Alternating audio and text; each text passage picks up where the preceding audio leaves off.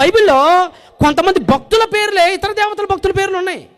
షడ్రక్ పేరు ఏనేమంటావు? షడ్రక్ అంటే అర్థం ఏంటండి? ఆకు అనే ఒక దేవత యొక్క భక్తుడు అని అర్థం. మేషకు అంటే అర్థం ఏందండి? మేష అనే ఒక దేవత యొక్క భక్తుడు. అబెద్నెగో అంటే అర్థం ఏందండి?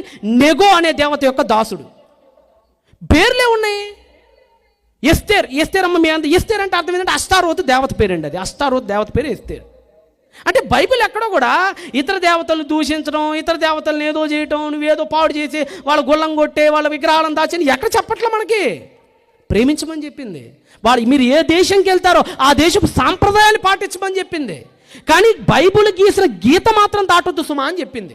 బైబిల్లో కొన్ని బేసిక్ వాల్యూస్ ఉన్నాయి. ఆకాశం అందు కానీ, భూమి అందు కానీ, భీమ కింద నేల ఎందే కానీ యెహోవా తప్ప మరి ఏ దేవుని కొన్ని బేసిక్ రూల్స్ ఉన్నాయి. వీటిని పాటించుకుంటూ మీరు ఏ దేశంలో ఉంటే ఆ దేశం. ఇప్పుడు చీర కట్టుకున్నారు తల్లులారా మీరు అందరూ. ఎందుకు చీర కట్టుకున్నారు?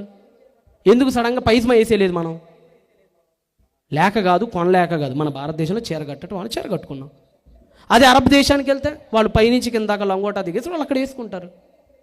క్రైస్తవుడిగా మన బాధ్యత ఒకటి. మీరు అందరికీ ఒకటే చెప్తున్నాను నేను ఈ రాత్రి.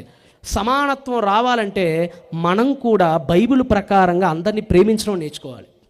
అందరి ఇళ్ళకి వెళ్ళటం నేర్చుకోవాలి. కొంతమంది నా అనుకుని అయిన వాళ్ళు ఉంటారు, వాళ్ళ పెళ్ళిళ్ళకి కూడా వెళ్ళరు మన వాళ్ళు. కొంతమంది దినాలకు కూడా వెళ్ళరు.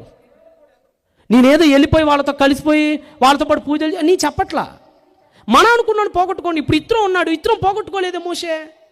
వాళ్ళ బామ్మర్ది మోషే బామ్మర్ది ఉన్నాడు హోబాల్ని పోగొట్టుకోలేదే మోషే. వాళ్ళ మామ సంతానం అంతా తీసుకొచ్చి యూదయ భూభాగంలోనే పెట్టాడే.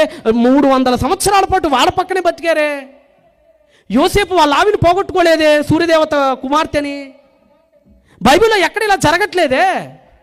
మరి ఎందుకు ఇలా జరుగుతుంది మన దగ్గర? బైబిల్ అర్థం కాక